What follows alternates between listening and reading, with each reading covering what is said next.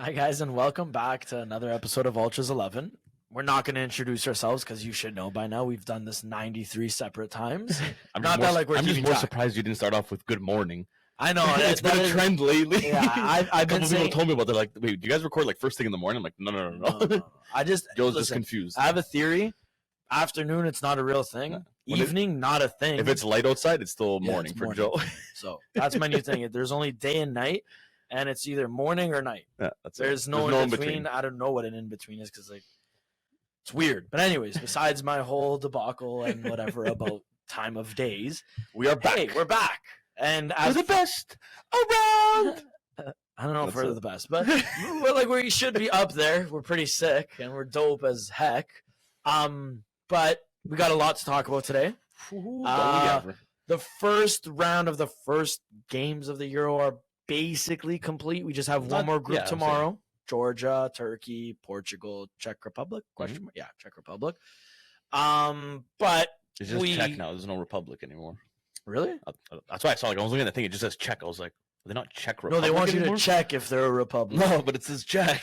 No, I think this is all here's. I just Also, found out- you know what? Dude, I just found It's- out yesterday the team wasn't named after Peter Cech. Yeah, it's spelled differently too. But dude, I thought the name. No, I it's thought spelled differently, so that's how I knew at least. Also, I just want to actually say one thing. When did all this new stuff happen with different national team names? Like Turkey Yeah. is not Turkey anymore. It's Turkey. Like, when did that become a thing? It's Turkiye. And I thought, oh, it's because it's like you're watching it on Next Paladino. year, you're gonna tell it's me Italian, Arsenal's like, not whatever. named after Arsene Wenger.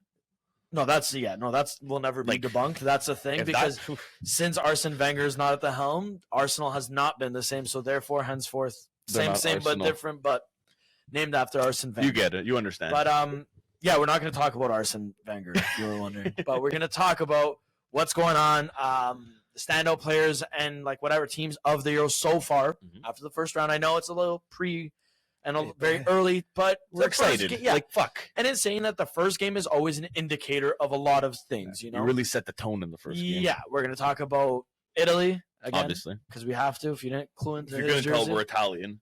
Yeah, Couldn't tell Bello. yeah. We're gonna do a starting 11 of our best players so far that we have. Talk about surprise upsets, surprise performance, like who we think could draw, like dark horses, stuff like that. Whatever. Because we didn't really give you a full-on dark preview. horses. Right? Yeah, same like stallions, like Yeah. a black stallion, almost. Meg the Stallion? No, I don't like Okay. her. She scares me a lot, actually. Isn't she like 6'8"? Yeah, okay. She's like who Lukaku cares? type. Who cares? Yeah, whatever. Anyways, on to better things than Meg the Stallion.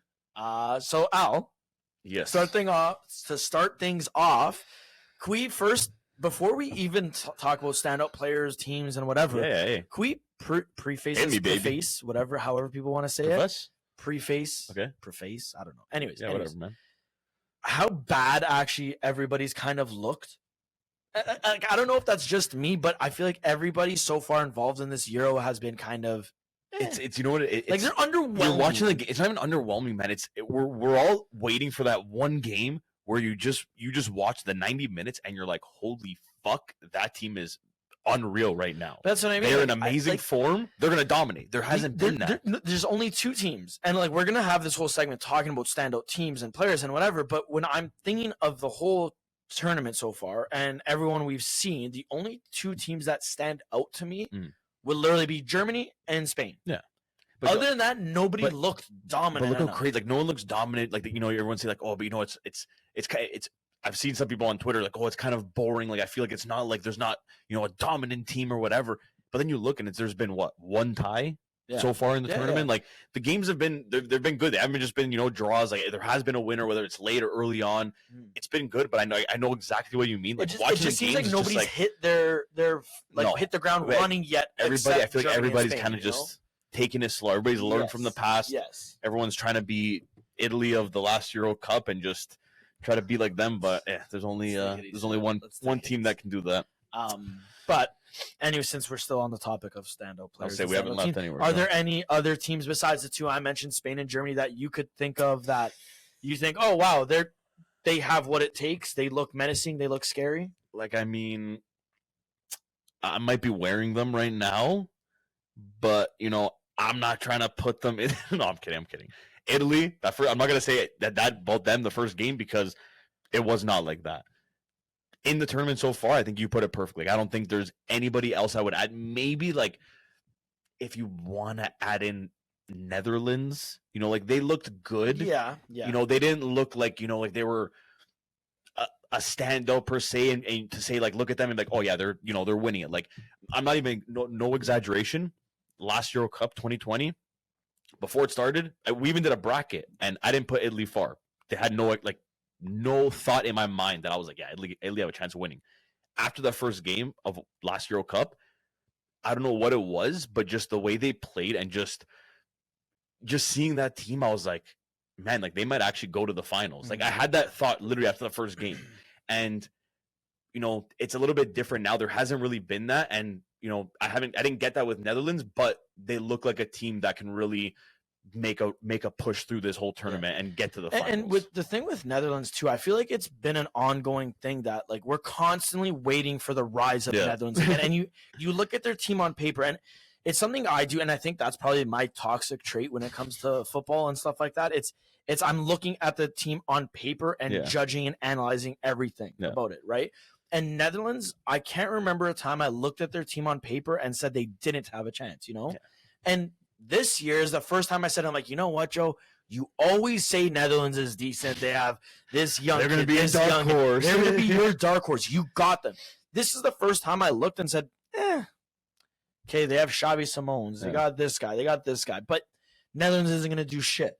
Now, I watched that first game, and it's like, they can make could they make a run? Like, they look decent enough. It's funny that, like, okay, it's a little bit off topic, but not off topic because it's going to go hand in hand with standout players. It's almost funny and comical how the big target man is basically becoming like the good thing again. Like Beghurst comes on, scores. You have that guy that he's the walking meme right now with the big burly beard. I think he played on Hungary. Poor guy. Obviously, like I'm not trying to make fun of him or whatever, but everybody loves that guy. They're all rooting for him. Skamaka, 6'6", fucking big number 9. Like I think that role's coming back, and honestly, I love that because I love a big man like in that role. Yeah. And it's just funny because like look, Gakpo was on, he got his goal, whatever, but Netherlands needed that number 9 to come in and seal the deal. And for Netherlands, like he's been good, man. He's like even from the World Cup too. Yeah, that you put your national team's jersey on, and all of a sudden you turn into fucking Leonidas from 300, and you just want to go crazy. I don't know what's going on.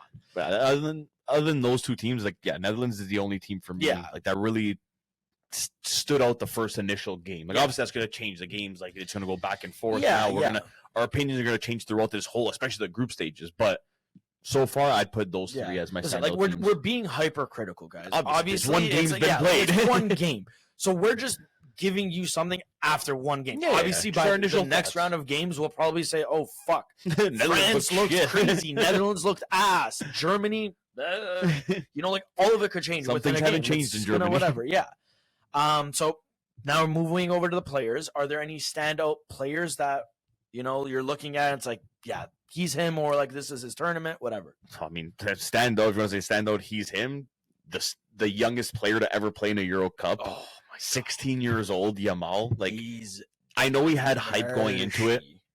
It just like all these other young kids and they get hyped up. And that's what we do as fans. Everybody hypes them up, especially when they're 16, 17 years old. This is a guy. This is the next big thing, and you just want to put all this pressure on him. But like, dude, the way he was playing out there, man, he did not look like a 16-year-old. No, he didn't. He definitely did not. Like that kid every time, like, and I want to be, not like I want to be wrong about him and think that he's not actually going to be anything, but I think this guy's going to be that, like, the next big thing. I think he's going to be the one fighting Mbappe. Al said at one point, let's not forget this, that he's going to end up like Ansu Fati. Yeah, I did. No, it's obviously, but this is the thing. Okay, obviously, what you said you got to take with a grain of salt, right? Because he was fucking phenomenal. Yeah, man. he really is something special, and it's funny because to get an assist as well, man. He's really good. He's like, there's no words to really say. I'm gonna agree with you. I think that's so far. Like, okay, obviously you had Gakpo, again, going back to Netherlands, he played well. So far, couple other guys, he's been like, the highest whatever. rated in the tournament. But he had a very good game, Gakpo. You got to give the credit to Yamal, a 16-year-old kid that, like, the way he played, it's like you said, the maturity he gets he's getting all my praise right now, man. And that's, to me, Italy plays against Spain on Thursday. My biggest fear now is him. Like, at first it was like, oh, Spain, you never know. Like, they're always a well-rounded team, blah, blah, blah. Like, now it's like, we have to do everything. 3 men on fucking Yamal. Yeah. That's it. That's the only way you have a somewhat of a chance. The only way to stop him. He's crazy. There's 2 guys that are like that so far. Couldn't stop talking about them and thinking about them. Yamal and the man who died and came back to life, Christian Eriksen. Dude, that's when he and like not even joking about it, when he died on the field, we didn't obviously think that, okay, this guy's he's dead. Oh, guy, Moret, sorry, poor guy. Hoping for the best, hoping that, hey, at least as long as he recovers. No one thought he was going to even continue playing soccer. It's true, actually. Then he did that, and it's like, hey, okay, you know what? Good for him, man.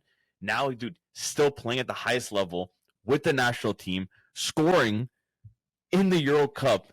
Yeah, absolutely massive from him, man. What a player! It's a beautiful story. It's one of those things that, like, that's what the sport. It was sports, not just the sport. Sports are all about, like, that comeback story. Dude, like, he died, came back to life, scored in the Euro Cup before Tottenham won a trophy. It's true, and Arsenal. Yeah, I'm saying Tottenham because he played on Tottenham. I'm trying to think, actually. I might have been wrong. But regardless, I agree. Probably Arsenal, too. Probably Fucking Arsenal. Arsenal. No, for me, besides obviously Yamal, and I agree with Eriksen, the guy that's living rent-free in my head because, sorry, guys, I hate him. I want to slide tackle him with everything in me. But he's fucking good. Who? Florian Wirtz. God. He's a good kind of forgot about him. Like, don't get me wrong. Listen, it's not anything like that. Like, I would go two-footed studs up straight on his Achilles tendon because Bayern Leverkusen beat Roma, so that lives rent free in my head and whatever. So that's where my hatred comes for him. But put that aside, he's him. Yeah, like, he's so good on the ball. Calm. Pisses me off watching it because even him in this list right now, him and his teammate Musiala, dude, watching them play, it pissed me off because I'm like, man. Like, how did Germany luck out with 2 players like this? Sit roughly the same age. Every country, you're lucky enough to get like one guy. You pick like at straws almost. Yeah. One guy, and you're like, okay, hey, we got our savior. Now let's try to build something around him. We got a good group of guys to support him. These guys have 2 of these motherfuckers. Like, if Germany in the next 10 years don't win at least 2 trophies, they're cooked. You can't say that, though. Okay, at least 1 trophy in the next 10 years. One trophy in the next 10 years. One trophy I could get behind. 2. Okay, maybe I was a little bit pushing it. Germany, because they're probably going to lose. They'll always lose in the semis to Italy. So I forgot about that one. They'll actually see that. They'll win one. You see when Del Piero, like, he was on. Yeah. Okay, sorry about 2006. Sorry about 2006. I fucking love that. When I saw that, I just started laughing. I'm like, fuck. We really hold on to the past. Like, hey, sorry about 06. I just want to say sorry before I go out there. What a guy, moving forward, we obviously give. Oh, you know what? Special shout out as well to Romania. They won 3-0 today. My boy. Nobody would have thought. And it came from the Serie B legend, Dennis Mang. Dude, bagged a brace of assists. My guy. You know what? Dude, I got dye my hair blue for him. I already did it. I already booked my appointment, even though I don't have any hair. We'll dye our scalp blue. You're just going to see blue. But then they're going to think we did it because of Italy. But whatever. It's for Romania. We'll write Romania. Yeah, we'll shave it into our skin. Our skin. It's our skin. So when you shave it in, dude, if you're bald, we'll shave it in our beard, Romania. Dude, we'll just we'll do those like crazy like burn things, like like the frat houses they burn like a fucking Greek. I'm not gonna get branded with Romania. Yeah, no, I don't like them that much, dude. That's gangster. I fuck with Dennis Mann, but my friend I gotta draw the line. My friend dated a Romanian. Yeah, hey, that's okay. That's in the past. I'm kidding. It's in the past. It's in the past. Up Georgi Hadji. Best thing is in Romania is Dennis Mann, and that's it. And Hadji. Hadji's pretty gangster. No, he's gangster. Him and his son. No, his son Giannis. He's pretty crazy. It's a sick fucking name. But anyways, we talked about the good. Now let's talk about the bad. Let's talk about the underwhelming players and underwhelming teams. Like this list is almost. It's going to be just as long as the the standout players. There's been so many people that have been underperforming teams, players. Do you want to lead it? I'll start off with number one. Actually, two teams I'll give you right now that have just been disgusting for me. Okay. Croatia. Yep. Kind of called it at the beginning before this tournament started. I said, I'm like, all these teams, like especially when they get older, there's always like it's like Germany. What was it? The year after was the World Cup after the Euro Cup after they won the World Cup that they didn't even make it out of the group stages and they came like last place. I think it was the Euro right after. Right after, right? It's like you always see with these teams as they age, it just hits them hard. It happened with Italy. It happened with Germany, and I felt like that was. Croatia's been too good and dominant in these tournaments for so long. I feel like now, there's going to be these new young guys. They will come back as a team, but I feel like this is the tournament where Croatia's just going to shock everyone and maybe not even make it out of the group. Yeah. Considering after like how that first game was, they didn't look good at all. And it's crazy because like we look at the Spain game, right? And I was watching it. Obviously, it was before the Italy game, so I had to watch something to fucking. There's fucking soccer, man. It's a Euro Cup right now. I'm watching every game. Be real, man. I was watching that game, and I thought to myself, like, okay, there's one of two things here, or it could be both. Either Spain is this good, and they are like, like you gotta watch out for them, whatever, or Croatia's this bad now. And I look at it, and it's like, okay, it's a little mix of both, obviously. Yeah, that game was a mix of both. And it's just, you look at Croatia, they're just not recognizable like they once were. And, like, I'm not saying Croatia had the most star-studded team or whatever, or recognizable players or anything like that. Croatia was just always a very well-oiled machine. Mm-hmm. And they moved up together, they moved back together, and they were drilled with a tactic, and Croatia, for me, was always, the most similar team to Italy in the way where you looked at the team and a lot of people look at Italian team. We know because we watch Serie A and everything. But a lot of people look at Italy's team, especially now, and be like, "Who the fuck is half this team?" Yeah. All they know is like Chiesa, and they're like, "Okay, who's the rest of them?"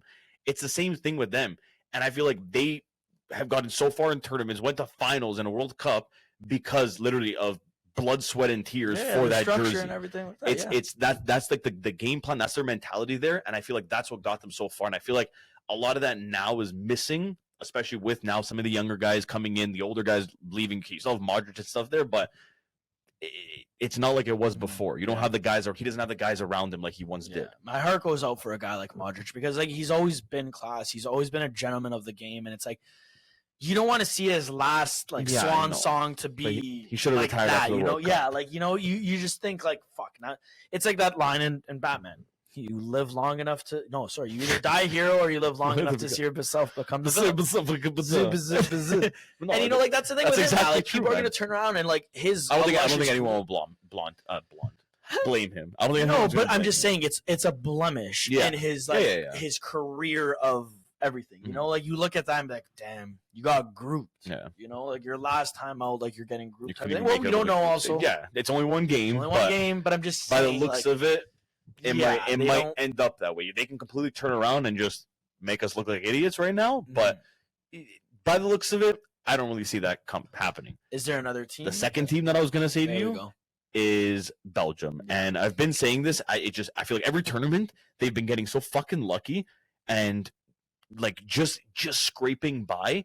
But watching them today, it finally looked like, hey, I think this is the year where they're going to be getting exposed and hopefully getting knocked out of that top 10 because I don't know how they're fucking in there. It pisses me off. I don't understand these rankings. They don't even make it out of the group. I'm praying for that. Yeah, Belgium. I'm living for that. For me, Belgium, I never put so high up, so I don't see them as like an underwhelming team. They are obviously underwhelming and like underperforming. No, right now, after that first game, underwhelming to the fact every year it's like, hey, they have all these stars. They never play to the level which they should, but they always just somehow get these wins and get by. Now I feel like you saw them today, and now they're starting to get exposed. Yeah. Now they're letting in those goals and actually losing the games. Well, see, that's the thing. That's what makes them deemed like an underperforming team is the fact that they're ranked third in the world, or whatever they are. Somehow, it's that stat alone that makes them seem like they're underperforming. But in the grand scheme of things, Belgium should never be that high up. No, maybe there was a point in time because they had Hazard. These guys, but they didn't win anything. No, they didn't win anything. But I'm saying they were consistently there, consistently present, this and that, whatever.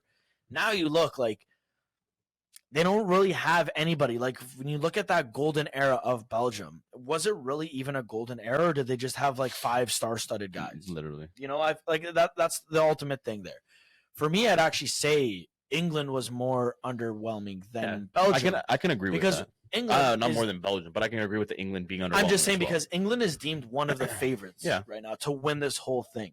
And it almost looks like they're not even sure of themselves right now. And okay, people are going to say Jude Bellingham, that goal, blah, blah, blah, whatever. But come on. It was a scrappy goal. Yeah. It wasn't like anything crazy. Foden went missing. And, you know, like I'm starting to look at Southgate and start like, you know, everybody questioned like, hey, they could have such a good front three if they did. Foden, this guy, whatever. But Southgate always had Foden on the bench. Now I'm starting to think about that and look at that and be like, is there a reason? Like this, he didn't show up. Yeah. For City, he's fucking playing unreal. A lot of guys for But England. that's what I mean. Like to me, the only standout performers there, I'd probably say like Declan Rice did well, but that's what is expected of him. And I'll give Jude Bellingham the credit because he scored and whatever. But other than that, nobody else on England looked good enough, No. and they didn't dominate. Shaky. They didn't dominate the game. Exactly. It's almost as if they just don't trust themselves right now. And I know I'm gonna probably bite myself for fucking saying that or kicking myself. They'll still somehow make it to at least the semifinals. You already know that. Harry Kane's gonna score a penalty shot in every game, and they'll get there. And then John Stones will somehow be deemed the best center back in the world because he made one save off his chest. Actually, another one I would like to an honorable mention. I'd like to add in also a game from today. France, them being with the players that they have and how dominant they've been over the last 4 tournaments. I know it's only one game, but they didn't take out Conte out of that game, and they were shocking. Yeah, like Conte was massive today for them. He was another guy that was a standout player. Yeah, he was rolled back fucking this performance. Amazing, man. Today, Yeah, I could not believe. I couldn't believe my eyes. I was like, holy shit! Like he held down that game. But like, dude, Mbappe, even near the end, he missed a couple chances that he went wide. Like, not things you normally see from missed Mbappe. Like a pass across. Giroud, there's again a team that was just so dominant that everyone was like, holy fuck, like, France probably gonna win it again. They're not looking like that team. Well, it goes back to what we said even before like this episode, how like the team is bigger than one person, right? And you look at like Argentina. For the longest time, Argentina had the winning formula. They're the greatest attack in the world. Good midfielders. Defense was questionable, whatever. But again, you still had when the attack consisted of a guy named Lionel Messi. Yeah, finally, at the end of his career, they played as a team. They didn't rely on Messi. Dude, what are you talking? Dude, did you not see that video of them on the bus? Going to train? Did you see that video? Yeah, okay. They're literally chanting, "Let's win another Copa America for Messi." Yeah, okay. I'm saying though, that's now. I'm saying the World Cup, that pass that they won. These guys, they were a team. No, they played like Argentina's a different animal though. But I'm saying Italy plays like a team. Argentina plays for Messi with all these kids that grew up watching Messi and loving Messi that would literally die for Messi. Maybe you're right. No, I know I'm right. Maybe you're right. These guys here, not even if Messi asked, they would volunteer their wives to sleep with Messi just because. I don't blame them. First off, he's a good-looking guy. Second off, I'm saying that picture with the girl, and he's like, that's still. But that premise right there, that they're willing to die for Messi and whatever it is. But that's still more team oriented. Yeah, 100%. And what they're coming together like a team to play for Messi. Yeah, which is fine. They're coming together. But I'm saying like you look at that, and I'm comparing it to France and Mbappe. Yeah. So my thing is with Mbappe and Messi, it's just like it's a different thing. Whereas Mbappe is arguably one of the best players in the world right now. Arguably, I'm not going to say he is because I don't know.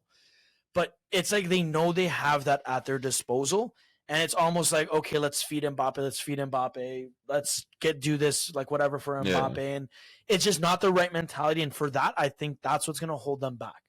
You know, like in a weird way, stuff like that always like I look at it and it's like you got to get back to what it was when you guys won that World Cup. Because when they won that World Cup, Mbappe was still there, yes, but he wasn't the focal point of everything. They were playing like a team. You had now they're getting too much reliance on they're relying on him too much. Yeah, exactly. Look at the World Cup final. Impressive, but like, dude, if it wasn't for him, that game was well over before even close to going to penalties. Like there's a heavy reliance on Mbappe. And if Mbappe's not performing, France isn't performing. No, and that's the problem I think they have right now, at least. But they got to change that mentality, man. The reality is It's fucking France. They're deezed. They're gonna figure out. I wouldn't be surprised if fucking Thierry Henry and Zidane come off the bench sometime soon. That'd be sick. And then fucking Blanc comes out of nowhere too, and Will Tord scores a 90th minute goal. It's France, man. It's fucking France. Not gonna be pretty good because I don't want to fucking see that. I like Zidane. But regardless, I like Zidane come back. I don't. Do you want to talk? Did we mention players that aren't doing well, like underwhelming players? We can kind of go through. I feel like I said a couple. I feel like we kind of went through it, but didn't go through it. Yeah. But anyways, so, are there any players for you? Straight off the bat, two guys, Di Lorenzo and Gvardiol. Probably pronounce his name. Gvardiol. Or I think it's Gvardiol. I say Gvardiol. I'm probably There's wrong. Probably but a proper way to say half it. the soccer players' names I cannot pronounce. I'm gonna reach out to my Croatian. I'm like my friend. I still say El Shalale. I can't pronounce his name. So you know what? I missed that guy. Satabona, fuck you. That's what I'm saying today. Yasko Gvardiol. Gvardiol and Di Lorenzo for me. Di Lorenzo because how the guy went from captain of Italy and with the season he had last year for Napoli, the Euro Cup before that, this year, he didn't play too bad. I just feel like he was like the only one that was like offbeat that game. Like everybody was almost kind of in sync after like that first little hiccup at the beginning.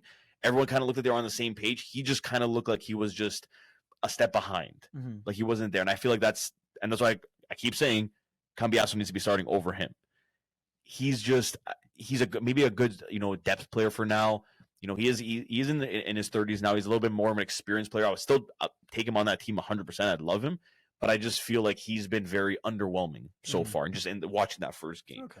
Gvardiol, I feel like there's always just the hype around him, especially these tournaments. Man City reject. Man City just it just with the price tag and everything, and sometimes like just from stuff I see on Twitter of people just hyping him up, he looked like shit.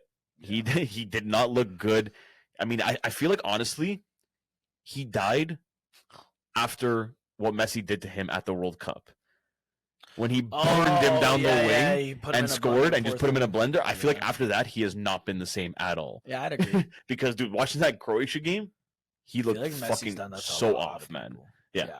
He ruined But the thing is, I was watching the Spain-Croatia game with my cousin, and we kept on saying the same thing, like, this is a child right now. Yamal is a child. Yeah. Respectfully, that is a full-ass teenager, still has braces, talking about homework and not even the fucking game that he's about to play. He brought homework to the Euro Cup with him. Like he's in high school, and he's full-on making a joke out of full-on men. And like you look at Gvardiol, who's supposed to be the next best thing and this and that, and Yamal literally just humbled him as well. Yeah. Gvardiol looked like nothing. It wasn't bad enough that Messi did it to him. He had some 16-year-old kid doing it to him. Just waltzed past him every single time and kept on putting him in a blender. Well, can I retire yet? Well, maybe he also shouldn't be playing left back, and he should go back. I mean, he does play better as a center back, but hey, not the coach, not the player. Teach their own. Teach their own. Do you have any ones that you would name? You say Di Lorenzo. I'm gonna go on and say DeMarco was the underwhelming one for me. I'd agree with that. Di Lorenzo, I kind of understand he's being kind of played in a position he's not familiar with, but he is, so I'm giving him like that reprieve. Like, it's like, I get it, man. You are adapting still, like whatever. Whereas DeMarco is given his role and then some in a regard like that. He has more freedom as a wing back, and he goes ahead and the first fucking 20 seconds within a game, he does, like, I don't even know what that throw was. I don't even know what that was. And then all game, like, he was just kind of underwhelming. Like, you compare what he does for Inter to, like, that performance there, and I'm just there like, you're deemed, like, the best left back in the world? Yeah. Really? I know he was. Like, I'll agree with that, because I was saying the same. I was watching the whole game. Even after that mistake, he's good at putting the ball in the net, in the box. I get it. But defensively, man, he makes too many errors. Yeah, he leaves a lot to be desired. Man, like stuff like that, like that throw-in. That was just one example. But like you watch the game before that, the friendly they played. In the second half, he literally made 4 passes that were like that throw-in. Yeah. Way too short, and the guy just and the guy from the other team just grabbed it and took it. Yeah, like you can't be doing that. You got to like, dude, don't be scared. Fucking put some power on the ball. And that's why, like, it's crazy because I had my questions about like other players for Italy, thinking like, the experience, young, this, that, like whatever. And it turned out to be the one guy I put the utmost faith in and said, yeah, he's the second name on the lineup besides Donnarumma, DeMarco. Yeah, but but he goes and fucking does that. That I will say, I've been saying all season about DeMarco, dude. He gets exposed, and he will get exposed the more he plays defensively because he sucks defensively. He's like a Joao Cancelo. The only reason he does good on Inter is because how solid Inter's back three is. Yeah. If you take out like that, or that just stops working, or they end up selling a guy and it's kind of shaky back there, he's going to get exposed on that side because there's a lot of games where he'll get burned or he's out of position, and then Bastoni's right there and gets the ball back. Yeah. He scares me. Well, since we're talking about Italy, might as well do like a quick little recap about it. Spare some time for it. We'll spare some time just because we kind of overextend that conversation there. Looking at the time now, but it's okay. It was a good conversation. Yeah, a lot of underwhelming players. You got to do what you got to do. So speaking of Italy, now, what are some pros and cons? Obviously, we talked about DeMarco, we talked about the defense and stuff like that. Is there anything else that stood out to you during that Italy game that like they could work on or what they did well? Any standout players from that team or game? Well, the first thing that I honestly absolutely loved, is how short of a time Albania had the lead. Yeah. Like Italy didn't let it drag on, and they end up equalizing in the 70th minute. Like they got the goal. They understood that they fucked up, and they fucking went on the counter, and they were just attacking. And like we were talking about earlier in the garage, you watched them, and you were almost like, okay, like you kind of had a little bit of faith that they're like, okay, they're gonna score now. Like you saw the way that they were attacking, you knew it was coming, and they got that goal quick. I absolutely love that about Spalletti and them, that they didn't just typical Italian fashion and just kind of not push up, like that right away, kind of slowly, kind of ease it out, try to hold possession and work your way up. I like that they went for the attack. Love that fucking view on them. Scamacca, the guy is a fucking beautiful center forward. The way he lays off the balls, man, up there. I don't even care if he doesn't get one goal in this tournament. After one game, he already had a better tournament than Ciro Immobile last Euro Cup. Not wrong there. Yeah, you're not wrong. Like, dude, the way he passes the ball and his vision as a big man like that was incredible. Dude, that ball you give to Fratesi, like, dude, cute. That you see that from like an attacking midfielder, like center forward kind of player. This guy's 6'6", giving balls like that. Like he really honestly surprised me, and I think like he's gonna be Chiesa is gonna still be that guy. I think in those big matches, but I feel like Scamacca is gonna kind of take a little bit more of the spotlight in that sense. Yeah. I feel like he's gonna come up in those big moments. Chiesa's still gonna do that. Chiesa's that guy. He can make something out of nothing. But Scamacca, I feel like he's gonna kind of take a little bit of that spotlight this tournament away from Chiesa and kind of be that guy. Well, the hope for Scamacca is, and like I was saying it earlier to your dad, I was even saying like once he gets the monkey off his back and he gets his first goal, I think that's when you'll see like the animal unleashed. Like right now, I completely agree, and I'll always say it. If your number 9 isn't scoring goals, as long as he's contributing in other ways, setting stuff up, laying it off, this don't and give that. a fuck. And Scamacca was doing that fucking sublimely. Yeah. Like it was amazing. It was beautiful. I enjoyed it. I love that. Joe, like, dude, like watching the game, like how many times you watch a striker?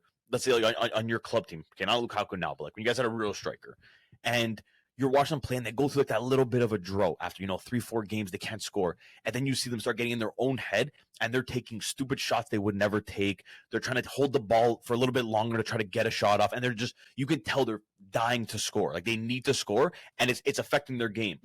You can tell that with him. He's hungry for that goal. He's dying to score, but at the end of the day, he's not making any of those stupid decisions. He's still putting the team first. Yeah, he's still laying the ball. He could have those times when he passed the ball off.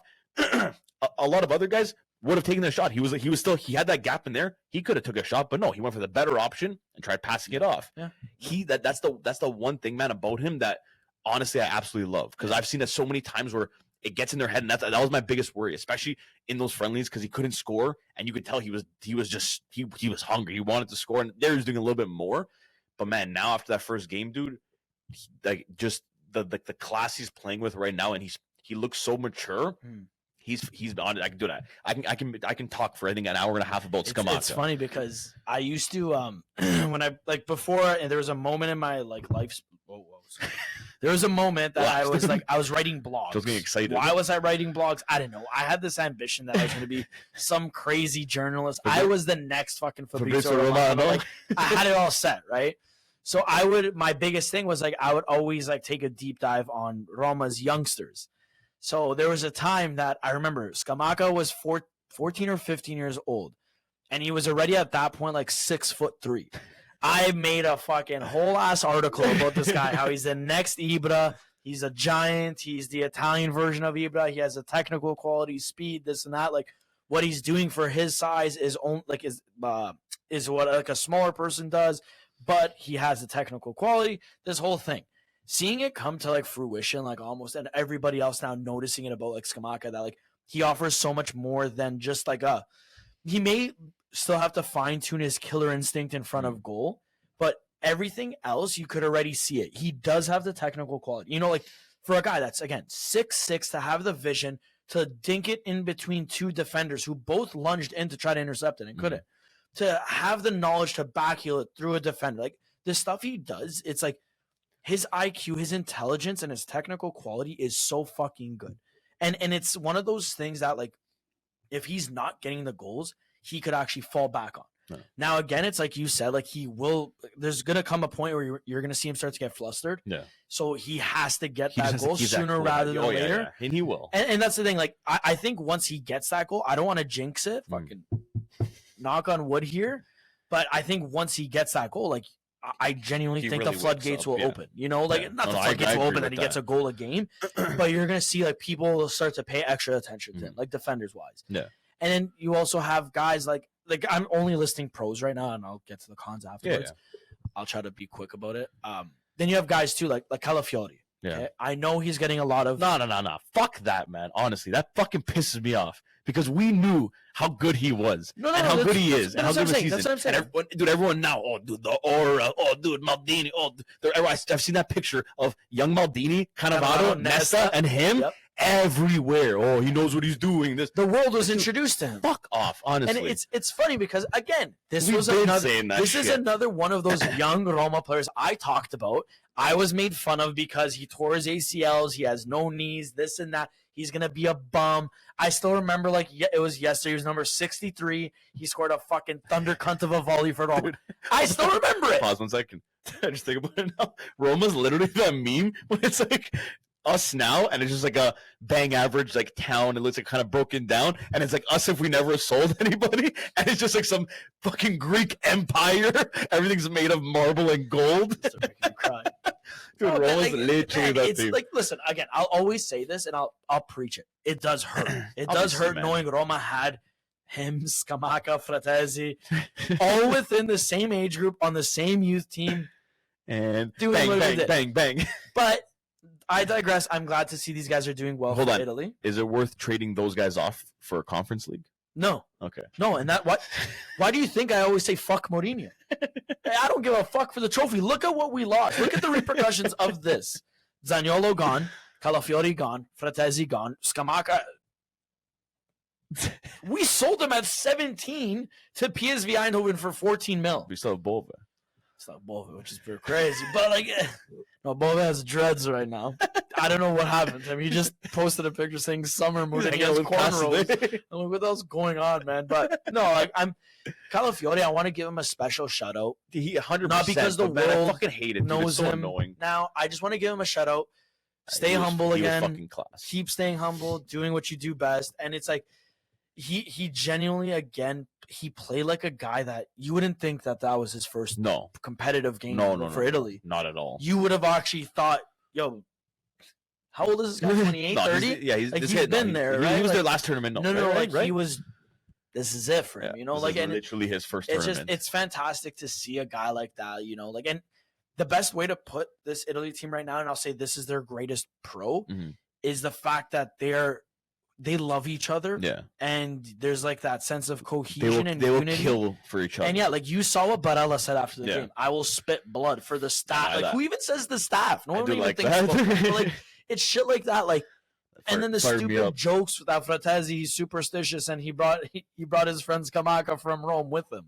Like, it's like, what? Like, it's weird, but it's funny. Like, I think that's the biggest pro, and that's what I'll take away. Yeah. Not going to even talk about their performance. I'm just going to talk about that. Dude, but even going back to like the performance-wise in the actual game, I really liked, as much as I want Fajoli to get brought into this team, because I do think he's another guy that can make a really big impact to the game. I really liked how Jorginho and Barella played together, man. I agree. Two-man mid, like, dude, they like you didn't see like big gaps that people were like, oh, dude, Jorginho's not gonna run anywhere. He's gonna leave all these gaps. Everything was covered well. But see, Barella's a fucking animal. I think that's what makes it even crazier is the fact that he was playing such a weird formation. I remember us saying to each other, we didn't say it here, but we said, yo, imagine like if you could figure out a way to get Jorginho, Barella, Fratesi, and Pellegrini, you don't even have to worry about how slow Jorginho is. And he did. And then what happens? Game lineup comes out, you see it, and you didn't even realize that. Yeah. Jorginho was playing defensive mid. You would just honestly think he played the center of the field and he just passed balls. That's it. Because everywhere else was covered because of he didn't have to do anything, man. The way that it's very similar to like watching like Pirlo at the end of his career. I'm not saying they're on the same level. No. The way that the team is kind of covering, the spaces where, he's not going to be everywhere anymore. He's kind of just staying in the middle there, dropping back and just fucking feeding balls, feeding the team. And that's all Jorginho was doing. He was doing it perfect, man. Like, he looked top of his game that game. Well, I have to give it to him. Did have the most successful. Oh my God. He had the most completed passes. Yes. This first round successfully completed passes. Like, wow, I was adamant. He had the most completed. No, say what you were going to say. Successfully completed passes. There you go. So you got it, man. I got it, but I didn't want to say the word successfully because I could just say completed. Yeah, but it was successfully. No. Anyway, cons from Italy. DeMarco looked nervous as fuck. Yep. Didn't like that one bit. Didn't like how late Cambiaso came in. Subs could have happened a little bit earlier. That's another thing. In general, not just Cambiaso. Cambiaso. Juve bias all the time. You've said it how many times already in this episode? Cambiaso should be starting over Di Lorenzo and DeMarco. I know. So fuck you. I'm going to keep Di Lorenzo because I think he has what it takes to prove himself. I'm saying DeMarco, you pulled your own. This was the... Okay, 2006, Zaccardo made one mistake. Yeah. Never saw the field again. That's true. That's DeMarco for me right now. He shouldn't see the field. I know that's bold. I know people are going to say, I don't know what the fuck I'm talking about. Best left back in the world. Okay, yes. I might be being dramatic. Overhyped left back in the world. But when you make a mistake like that. Yeah, no. Then afterwards, again, I see you misplace a back pass to fucking Calafiori. Oh, you make him do more running. Calafiori should have covered better. You should have passed the ball better. Yeah. Like his feet. This is back-to-back games of DeMarco making the most basic errors. Yeah, and you know what? Okay, we didn't suffer from it. Okay, it's against Albania in the group stage, but you do that against let's say like this week against Spain. France or a Spain, you're getting eaten. And in the knockout phase, you might lose a game like that. Exactly. So I'd rather not have that on my field. Yeah. So I take that him. He's done, and that's honestly it. The only one I don't want to say he played a bad game, but I just feel like we can have better than him or better out there is like Donnarumma. But you think I was going to say that? Yeah, man, I was talking about Pellegrini. I know you were going to say Pellegrini. Threw you up there. I knew you were going to say Pellegrini, which is fine. Now you see me? Now you don't. Listen, call me Magic Man. I'm going to say one thing about Pellegrini before you say your bet. I didn't say nothing, though. You're saying that we could do better than him. Yeah, we could. Joe, it's because they're playing him. That's not his position. And like I feel like again, they're just playing him there to get all of them on the field at the same time. I feel like it's okay. This is my thing. Okay, people are gonna say he missed those two chances that he squandered. I agree. I 100% agree. Yeah, you can't really deny that he missed. No, I'm just saying like he should have put those at least one out of two. At least one out of two, and it would have been like, okay, whatever. But in my opinion, watching Pellegrini from fucking whatever age he first emerged over there, he's always one of his most his biggest downfalls would be his finishing touch. Honestly, I have more faith in him scoring a fucking 37-yard thunder cunt than him in the 6-yard box, which is a weird thing to have. But it's like, if I see him outside the box lining up a shot, I'm like, oh, there it is. Come on. I see him in the box with a natural pass across. Oh my God, we missed it. Fuck, he's going to chuff this. And I don't know why. It's his thing. He's not good in the box. It's almost like he's second guessing himself and whatever. People forget that he put it on a platter for Bastoni to just walk into the ball. Yeah.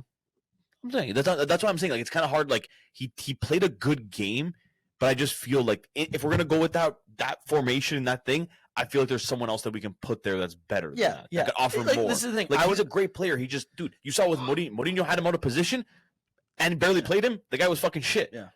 De Rossi comes in, plays him where he should be playing, and what happens? Yeah. The guy becomes a fucking god. I'd probably argue with you that I'd maybe push Fratesi behind the striker where Pellegrini is. Yeah. And then get Pellegrini off and put in somebody like El Shaarawy, who has the versatility to play left. Maybe not El Shalale. Okay, maybe not him, but I'm just saying like a guy that plays on the wing. Even a Raspadori, yeah. You know, a guy like that could offer some creativity, versatility, like stuff like Moise that. Keane. So what? So we're gonna go to our third topic now. You just cut it there. Like, okay, we're gonna go to. It's the most absurd thing I think I've ever. Was not even there. Oh, dude. You know what's Take out Pellegrini, put on fucking Fonuruscio. What do we say his name? I do like Faloruncio. Fonuruscio. He's pretty crazy, dude. He runs everywhere. He's tatted, man. You know where he's from, right? Where? Oh, dude, isn't he from like Cosenza? No, he's Roman.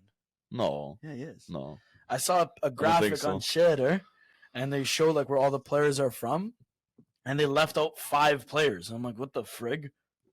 So I looked at like the comments, like, oh, they left out the 5 Roman-born players: Calafiori, Scamacca, Fratesi, Faloruncio, and then I can't remember the last one. No, the Faloruncio is from Catanzaro. No, he isn't. Yeah, dude.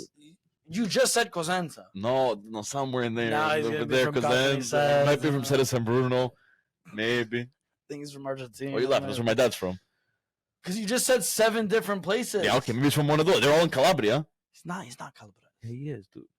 Yeah, because he's dark skinned. No, he just, dude. He looks Calabres. Okay, we're running out of time here, so we gotta. My nose is getting itchy. I don't know what's going on with me. So we're running out of time. Where we got to do this quick-ish, not really, but yeah. I'm panicking. I'm panicking right now. My left eye is twitching too. You're gonna lose me job. So let's build our 11 of are the best performers so far for Italy. No, for the Euro, for the first time. Okay.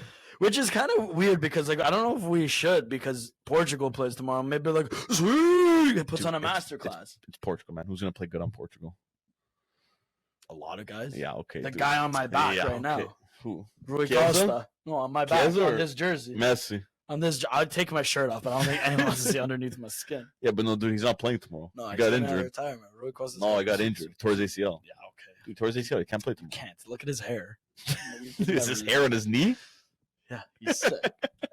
Anyways, we're still gonna build our 11. Just a silly guy. I'm talking out of my friggin' arse. No one on Portugal is probably gonna replace anybody in this team. So. Maybe on defense because our defense is a little bit wishy-washy. Yeah, but we're picking at straws here. But anyways, all right, let's go. You want to start off in net? You want me to start in net?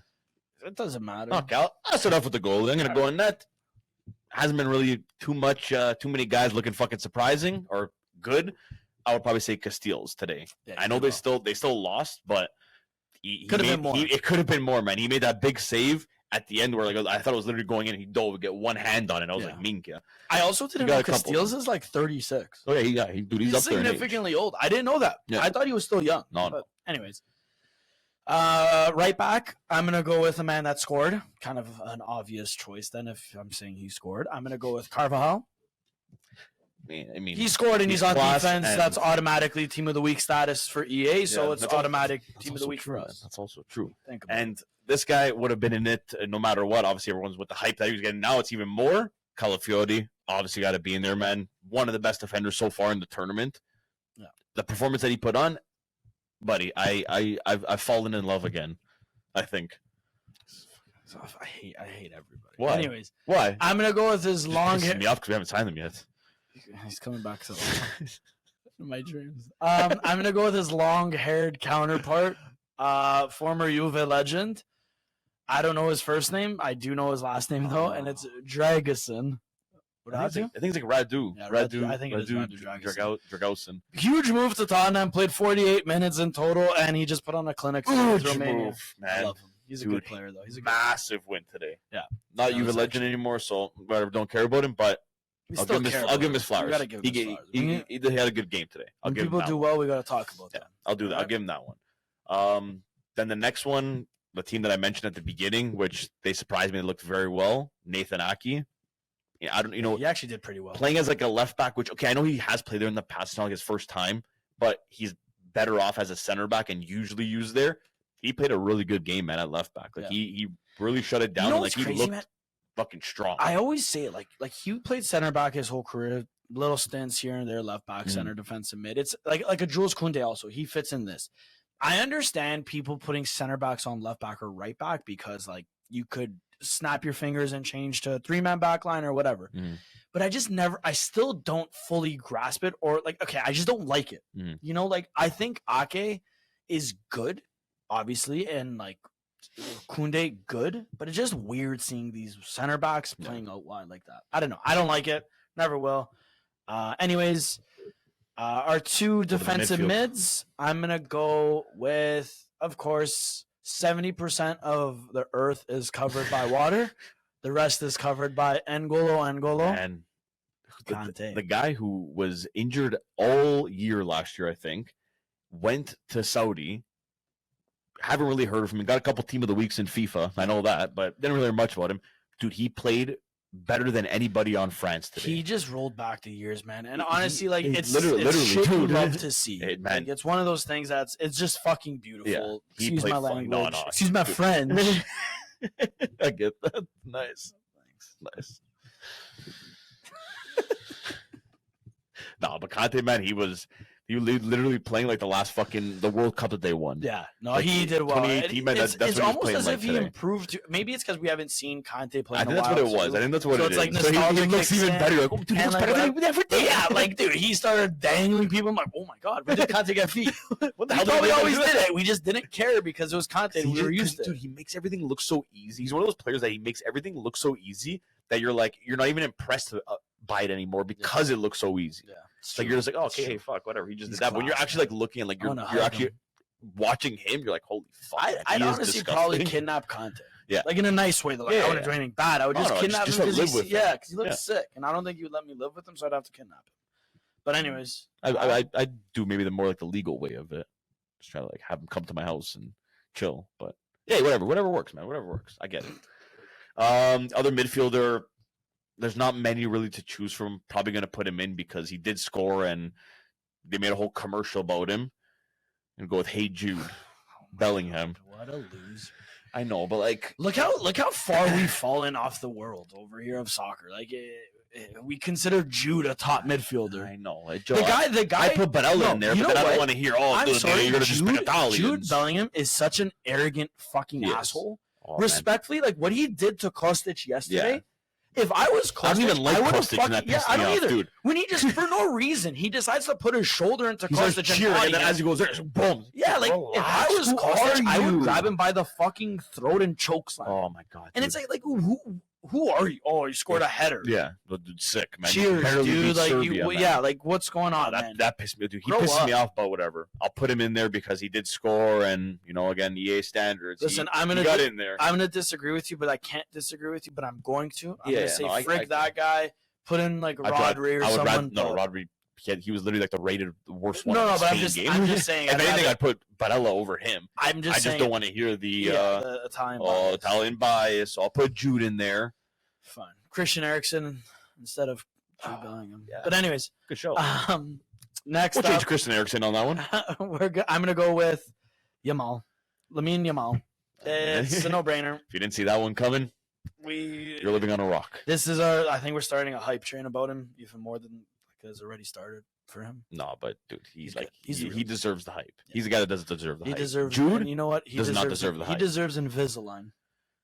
Dude, he has braces, man. That's why Invisalign, because it's the see-through braces. Yeah, but he already has the braces on. You can't take them off and put Invisalign. You could do whatever you want. You're rich. He's rich. He's not rich. He's still in school, man. He's rich. Dude. Barca gives him at least $1 million a year. Dude, Barca can barely afford to pay their employees, and they're going to get him. But right now, they're like, yeah, don't worry. You can wear the Barca jersey for as long as you want. Don't worry. Barcelona pays him in jersey sales. Not even, dude. They pay him with a jersey that they sell to him that he has to pay for. Like, yeah, you can buy this jersey. boy, I don't get one. No, you got to pay for it Poor kid. to respect the club. All right. Alexander. The guy that should be getting the Ballon d'Or talks over Jude because he's 10 times the player Jude is, Musiala. Yeah. His downfall is that he's not a Swiftie, from what I read. Yeah.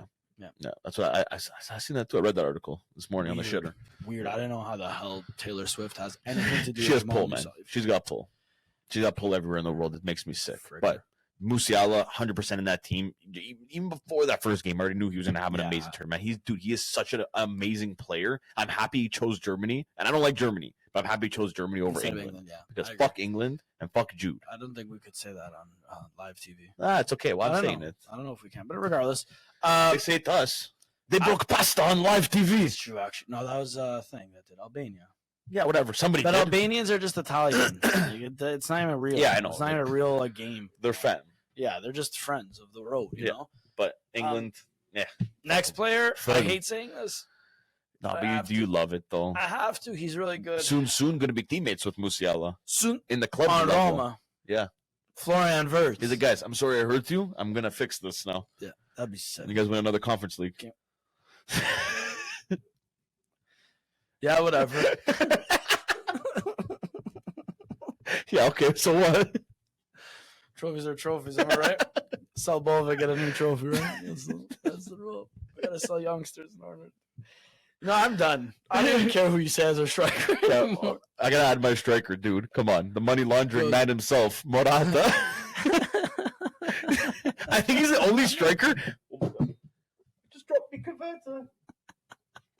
I think he's the only striker in this tournament to score a goal. No, Wout Weghorst came off the bench. Other than him, and he's not even a real person, he's a big oaf. That's the Bobo. Give me the Bobo. He stood outside Messi's interview to wait for. Like, what are you gonna do, dude? What are you really gonna do? You got punked off by a 5'2" guy that just went, give me the roll, and just looked at you. Really? That video will always be the greatest video I think I've ever seen. And then you just hear the announcer, tranquilo. To calm down. And it's like, what's Messi gonna do, man? You're not gonna do shit. Dude, the Paul will come in and do something. Like, Otamendi will pull his hair. Like, that's it, man. No, but for our striker, fuck Weghorst. I'm going Weghorst. Weghorst. I'm going Morata. Al's butchered this poor guy's name. I don't like him, dude. Fuck him and fuck United. I don't like him. Yeah, I think we're done here. I think we're done. I'm laughing too much. It's like hysteria. Yeah, now Joe's he's on his laughing train, and I don't think he's hopping off that anytime soon. It's like that Vine. They're talking to an English fan. He goes, he's do that soon. Yeah, okay. Before Joe does anything stupid on air, we're gonna end things off there. I just got one question for you, and we'll both answer it to finish it off. Who do you think is going to be the most surprising team and the most underwhelming? You don't have to explain. Just give me an answer. Surprising team, I think it's going to actually be Slovakia. Mm-hmm. They played very well. Lots of good players there. Mm-hmm. And then I'm going to say biggest upset will probably be, I think, Belgium. I know they just played against each other, and it's kind of like, you're doing it on purpose. No, but I think Belgium, A, should make it out of the group easily, but they struggled already. And B, they are ranked third in the world. So you automatically have an expectation. Yeah. So, cheers. Okay. For mine, I'm going to say, for the underperforming, I'm probably going to say Belgium as well. I think that they don't even make it out of the group stage finally, and people are going to fucking really see that they're not a top 3, they're not even a top 10 fucking country in the world for soccer. So people will see that. They're not going to make it out of the group. And the one I think that's going to surprise everyone, even though they lost the first game, I think they make it out, and I think I feel it with them, Serbia. Okay, I have a feeling they're gonna be like one of those teams like a Morocco in the World Cup where no one expects them to, okay, now that these guys are facing Morocco now, okay, yeah, this is an easy win, and then Morocco ends up beating Portugal. I feel like Serbia is going to be that team to kind of squeak through and upset a lot of teams. Okay, well, so you heard us. That's my answer. My answer I feel is a little bit better than Joe's, a little bit more accurate. So, I'll end things on that note before he starts having a laughing attack again. Thank you guys for listening. If you haven't already, don't forget to follow us on TikTok, Twitter, and Instagram. Don't forget to subscribe to our YouTube channel. Check out our latest video. And until next week, we will get past one more Italy game, maybe be pissed off or super giggly. So you'll kind of expect that next episode. Hopefully Italy fucking makes us a little bit giggly and not upset, because that'd be really cool. that game's fucking giving me atch already and still 3 days away. If my bosses are watching this, I'm gonna show up late on Thursday to work. No, Joe put in his leave of absence. He's not coming to work. I would. Anyways, guys, thank you for listening. Thank you for watching. We'll hear you next week. We'll see you next week. Ciao. See you later.